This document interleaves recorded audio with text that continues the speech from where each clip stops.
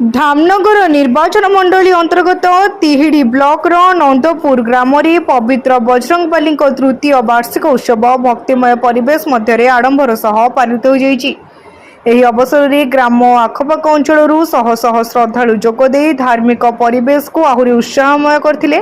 उत्सव प्रथम दिन में अधिवेशन अंकुरारोपण मंगल कलश शोभायात्रा और यज्ञ पूर्णाहुति भली विभिन्न वैदिक कार्यक्रम भक्ति और श्रृंखलार सह अनुष्ठित होइतिला। सकाळु सकाळु ग्राम परिक्रमा करी कलश शोभायात्रा महिला श्रद्धालु मानकर विशेष उपस्थिति देखा मिलता।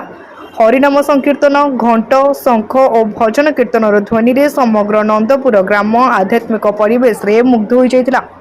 भक्त माने बजरंगबली नाम स्मरण करी भक्ति रस रे मग्न होइतिले। एही महोत्सव मुख्य कर्ता भावे तपन धल और सुषमा धल दायित्व निभाइथिबा बेले मुख्य आयोजक भावे अतुल पुहाण, प्रहलाद महालिक, कालिया बेहेरा, रिलू महालिक, गणेश दास, केदार महालिक, मनोज बेहेरा प्रमुख सक्रिय भावे कार्यक्रम को सफल कराइथिले। ग्रामवासी समूह सहयोग और युवक मान उद्यम जो उत्सवटी सुचारू रूपे संपन्न होइतिला। नंदपुर रे तृतीय वार्षिक महावीरंकर जन्मोत्सव पालित होउछि। स्वनक्षत्र दिवस तृतीय वर्ष रे महाप्रभुंकर अपार कृपा, अनंत बलवंत बजरंगबलींकर अशेष कृपा, मर्यादा पुरुषोत्तम श्री रामचंद्र महाप्रभुंकर कृपारु ये नंदपुर समस्त ग्रामवासी आबाल वृद्ध वनिता सतस्तत्र एठारे घट उत्तोलन करा जाए। 3 वर्ष है धूमधाम रे पालित हो वर्ष तृतीय वर्ष। काली आमर अंकुरारोपण होई आज सकाळु कलश शोभायात्रा प्रारंभ होइतिले।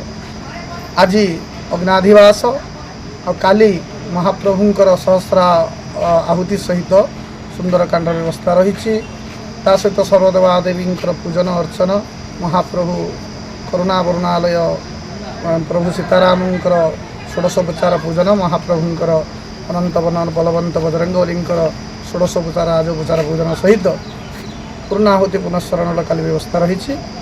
समस्त एठिकार ग्रामवासी समस्त आमर जे कर्ता अच्छा सहित समस्त उनको मिलमिशि कार्य संपन्न होते जन ये युवावर्ग तांकर जे सेवार अच्छा प्रभु तांकु दीर्घायुष्य करंतु, तांकरी कृपारु समस्त आगु बढ़ंतु। यही हूँ वार्ता। जाओ आमर महाप्रभु श्रीरामंकर हनुमान जयंती रे जा अवसर रे आमर 3 वर्ष है आरंभ हो जाइए।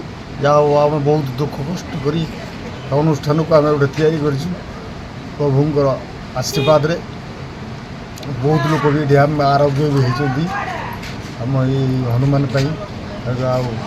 प्रत्येक कली जुग प्रत्यक्ष देवता जाओ यही देवता आम गाँव में उन्नति भी किसी समस्त मंगल कामना भी बहुत भी माने बहुत लोग भी भल भी होती महाप्रभु कृपारू।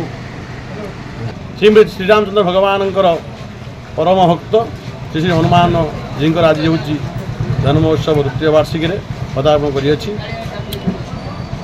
प्रथम वर्ष मुझे मुझे आसूँ ये हनुमान जयंती जी प्रभु प्रार्थना करी जे ग्राम समस्त जो गोष्ठी तथा वयस्क व्यक्ति मानकर गाँव बाधा दूर करूँ तांकर ये जन्मोत्सव प्रति वर्ष पालन हो।